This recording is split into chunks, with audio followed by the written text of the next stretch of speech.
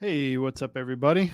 Um, it's been a while since I've been here, but I wanted to get back to this. This is episode number 72, talking points about this market. Over the past few months, obviously with summer, I always get a little inconsistent with this thing over the summer just because there's a lot going on and whatnot. And for the past month and a half, I've been without a car. My family just sharing one car because my car broke down, but we've got that all taken care of now and back on here. So I should be getting back here pretty consistently. But since we hadn't talked in a while, I wanted to kind of talk about this market and something that we're definitely seeing more of in this market. And what I'm going to talk about really applies to a lot of things with real estate because we very often are dealing with people who have not bought or sold a home either ever or it's been 20 years.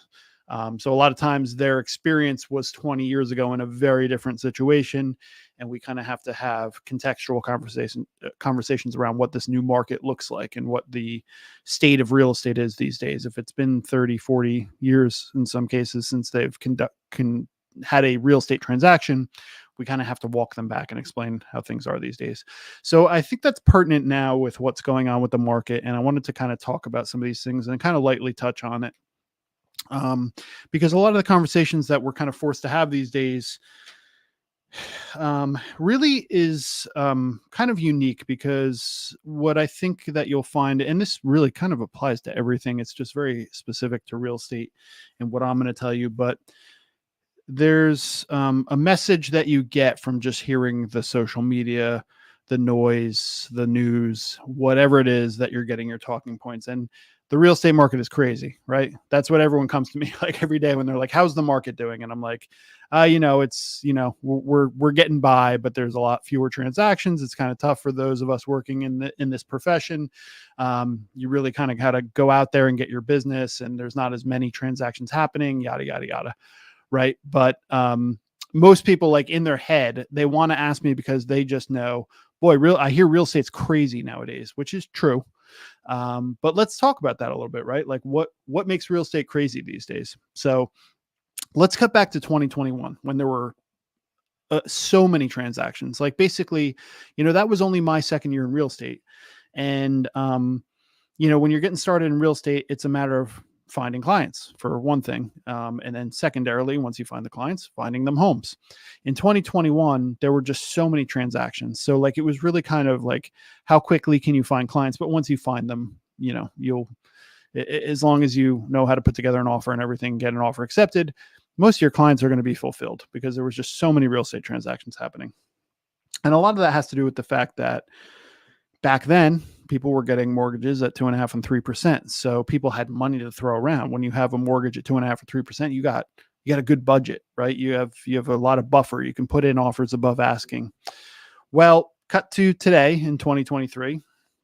I have a great client base. I'm established at this point. I've, four and a half years in the industry. I have a great client database. I have people calling me. I have referrals coming in. That's not a problem anymore. The problem is it's hard to find them homes, number one. And number two is the budgets are different because the rates are, around 8% these days. So that looks a lot different. And then once you get into a transaction, the transaction is going to look a lot different because negotiations are different. Expectations are different. That's the big one.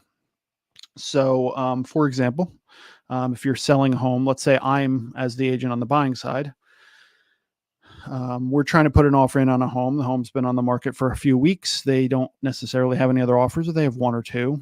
In 2021, we would have had 20 offers and they all would have been crazy over asking and, people waiving stuff and, no inspections and no appraisals. We are seeing less and less and less of that. And I would say over the past 6 months, it's really dropped off significantly. The home selling process is quite different these days, and the negotiation process is quite different these days. With people having a little less money to spend, people aren't able to just throw an incredible amount of resources at a listing that they really want. Whereas in 2021 and maybe to some degree in 2022, it wasn't uncommon here in Hunterdon County to get offers that were 100,000 over asking on a home that's, in the 7s or 8s. People were putting in these offers 100 grand over. they were appraising, especially if you have, 20 offers on the home, the appraiser knows that. So there's a market value part of that appraisal. But now the demand is still there for homes, which makes it very interesting because there's just so little inventory. The demand is there, but people don't have the resources. So what that ends up doing a lot of times is creating false expectations for sellers, because in a seller's head, especially if they waded through all these markets that we're talking about, they saw what was happening in 2021 and 22, and in their head, all they think is, oh my God, people are getting crazy money for their house. We should really start thinking about it. But that's a long process by the time they figure out where they're headed, and maybe get the kids out of the house. Kids go off to college. All right, finally it's time to sell, but it's October 2023, different market, right? So you don't have the people coming at you, throwing resources at you. You still have the demand. You're still going to get multiple offers, which back in 2019, we didn't really have multiple offers, maybe 2 if you were lucky. And that was like cause for celebration. But now what we're seeing, where it would have been 20, you're getting 3, 4, 5 offers, but much less waiving inspections and appraisals is much less of a thing. People that are putting, going to take on an 8% mortgage, there's just less of a chance that they're going to have enough resources to waive appraisal. So if they can't waive appraisal, then in theory, their offers should not be going crazy over asking, because it's probably not going to appraise and they don't have anything to back it up. So is that as strong an offer anymore? No, it's not. So the strategy has to change, right? And I think that's what a lot of people struggle with. Now, on the seller side, the expectation, a lot of times what we're finding, number one, is the thing I've been talking about, and most good agents will talk about, is the whole Zestimate, Zillow thing, or any website that offers you some sort of automated valuation on your home. Those numbers are looking back X amount of months and years to when the market was very different. And so people are seeing this, oh, but Zillow says my house is worth $700,000. And I'm like, well, Zillow's never been here. Zillow also doesn't know Hunterdon County. Zillow is a faceless, nameless thing that came up with a number and threw that number out there to entice you. But that's not necessarily reflective of the market value, which I can speak to a little closer by actually doing a valuation, walking into your house, looking at your improvements and things like that. But it doesn't help me with expectations of those sellers, right? Because, if you're an agent like me that really tries to give them a good market value on their price, I'm not going to just tell you I'm going to get you $800,000 for your house when I know damn well I'm not going to get you $800,000 for your house. But guess what? You'll probably sign the listing agreement, right? And then I'll, have to tell you 30 days later, I guess what, we're not getting 800,000. Let's drop the price to 750. Well, if I had told you, I had been the agent that walked in and said from the beginning, you should start at 750 so that we get people in here that are actually serious about buying your house, instead of the first wave of people saying 800,000. I'm not paying 800,000 for the house. Let's not even go look at it. Those conversations are important now. You have to have someone who has a lot of good local knowledge. You have to have someone that's actually running some numbers and not just throwing a number at you. I just had a listing I took on recently. There was an agent that had previously told this person that they could get $750 all day for this house. I am here to tell you that house is not going to get $750. That is a fictitious number. That number is ludicrous when you actually take a look at the situation.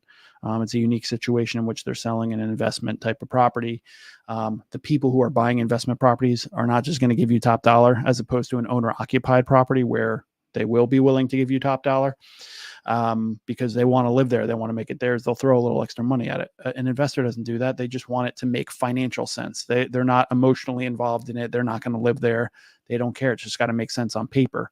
So this number was thrown at this person, and I ran the numbers when I was approached to take the listing. And I said, this is not a 750 situation. That number is fiction. It's just not even close. And now I have to walk back that person, right? I'm going to give them an honest opinion because that's how I choose to do business. But then, I'm stuck left with the wake of someone having told them an outrageous number. And I have to say, look, I would love to get you that kind of money, but I'm not going to sit here and tell you that I can get you that money, because you'll probably never work with me again. If I tell you that number and that number is never coming, what's your incentive to work with me again? Whereas if I tell you an honest number and we end up getting close to that number, you'll work with me again because I was honest with you and transparent. And that's where we run into challenges. I think a lot of agents out there just throw numbers around. That it's like a gut thing. Like, I can go to any house in area in Hunterdon County. I could throw a rough number at you and be pretty accurate just based on my experience and, my time in Hunterdon County. But what I will always say, if someone's really asking me about, doing a listing or something like that, is let me get back to you, because I want to go home and do my homework, especially if it's unique or an investment property or commercial property or something like that. I really want to go crunch some numbers. I don't want to just throw a number at you and then regret it later, or get your hopes up, or just maybe I'm too low. I could be too low too. And then I just never hear from you again. So not every agent takes that approach. There are definitely good agents, bad agents. And, for whatever reason that an agent may not be as savvy, they just throw some numbers out there. They think it's good. Will they eventually run the numbers and realize on their own that that number was absurd, and then have to have a very painful talk with their client? I don't know. Some of them don't even do that. They just, some people literally just say, what would you like to get for this house? They say a number, and that's what they list it at. That is a terrible approach. It's not an informed approach. It's not a strategic approach. And, as I've been talking about for the last year and all the things that we're talking about, there has to be a strategy, right? You have to really think about why you're choosing the price, what the motivation is for choosing your price. And, getting into the buying side, you have to think, is this house going to appraise? You have to find that balance of a price that works for you on a month-to-month basis with your monthly payment, what you qualify for, what it will appraise for. So your buyer's agent should be also running the numbers. A lot of times deals fall apart because the house is listed at a certain number, and the buying agent comes along and says, we're going to put an offer on this house. Let me run some numbers. The buying agent runs the numbers, and they have to call the listing agent and say, where did you get this price? I can't find anything to appraise it. Now, why is that important? Because the appraiser is going to do the same thing. The appraiser is going to come for the bank when the mortgage's application is put in, and they're going to say, let me run the numbers on this house. And they say, wait a minute, this house is not worth $750. It's worth $550, if that. So, strategic. You have to be strategic about these choices. If someone shoots off the hip and tells you a price on your house, you have to question it. As we've gotten through this market over the past, year, you are going to find, again, something I've been talking about for this whole year. We are now in a skills-based market. And what I mean by that is, in 2021, anyone with a real estate license could put together 10 transactions, no problem. The agents that are putting together 10 transactions a year or more in this market are skilled agents. They know how to navigate a challenging market. And that is what you should be looking for as a consumer, whether that's me or someone else. And as I always say, no matter where you are in this country, if you're watching this and you decide, you know what, I like the way Craig thinks, I like what he's saying, that makes a lot of sense to me, you let me know. I will put you in touch with a skilled agent in your area. We have referrals are huge in our business. We have a vetting process that we go through. If my best friend here in Hunterdon County is moving out to California, I say, let me get you set up with someone in California that, as a fellow professional, I'm very comfortable that you're going to be in good hands. Because if you just rely on Zillow or Google, it's a total crapshoot. If you let me vet them for you, I'll say, you know what, I found you a great agent out there. Now, because we do this all the time, I have agents all over the country that I've worked with before, and I'm very comfortable with. If it happens to be a new area, I will go through that process. And we have internal systems that we use to do that. And then eventually it just ends with me calling that agent, kind of doing an interview, just like a job interview, and making sure that it's a good match, personality-wise, skill-wise, everything else. And then we set up everyone to hopefully have a good transaction. So you want to be sure that you are with skilled agents. There's just a lot to navigate these days. Deals will fall apart. When you're coming out of a very heightened market and coming down to where we're at now, with higher interest rates, a lower market, less transactions, no inventory to go around still, people with less money to throw. You really have to have that skill, and make sure that you're with someone that's informing you of what's good strategy and what's bad strategy. So, as always, if you have any questions whatsoever, please feel free to ask. And I see someone just commented, hey, thank you for watching. If you have any questions, please let me know. You're always available to ask me any questions here. But if you ever want to contact me about more specific questions, feel free to do it now while we're live. But you can also certainly hit me up on any of the various places I am: Facebook, YouTube, LinkedIn, any of the Facebook business pages, my personal page, wherever it may be. Feel free to ask me your question. I will get right back to you. Also check me out on TikTok at Hunted and Born Realtor. I am at Hunted and Born Realtor on all my socials. So you can always find me with using that method. But that's pretty much it. I think what would be good is, like, in the coming weeks, I'll get into some more particulars, but I just kind of wanted to get back on the horse here and get back to everyone. Quite a few people tuned in today, so that's great. Probably because I haven't been on in a while. And, that's to be expected. I'm on every week. People are like, oh, this is on every week. I don't need to watch it today. And I totally get that. But quite a few people. So thank you. Thank you for the continued rise in subscriptions. It's honestly more subscribers now than I really ever thought I would have. And I really appreciate that. And if you follow me on TikTok, thank you there. Again, way past my expectations at this point. And we're on episode 72. So I guess it's been worth it. And it's tough out there. So just make sure you're with someone who's informed. I would say at the minimum, make sure you're with a full-time realtor. If you're not with a full-time realtor, just make sure that, obviously I know at this age that, people have friends that are realtors and are not full-time realtors, but if they have a support system, then that's fine too. I don't want to, say that part-time realtors are bad. That's really not the case. We have great realtors in this brokerage that are part-time.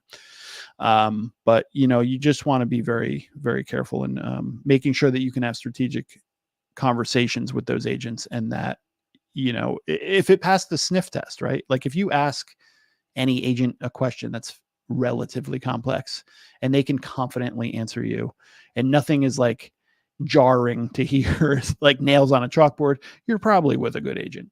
That's probably about, if you pick any of the, top 10% of agents in Hunterdon County, you're probably in good hands. It's not a problem. So, that would continue to be what I would discuss with you. Recent things that I've dealt with is, like I said, I took a listing where another agent had really thrown just a ridiculous number at this person.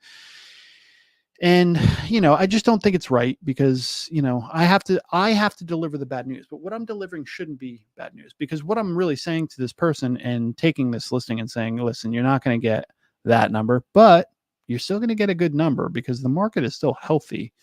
There's demand. There's still demand. So even though the external conditions have worsened, the demand is what's really pulling us through it. So you're still in a good situation if you're a seller right now. It's just not the same situation it was 6 months ago or a year ago or 2 years ago. But that situation's gone. It honestly may never come back.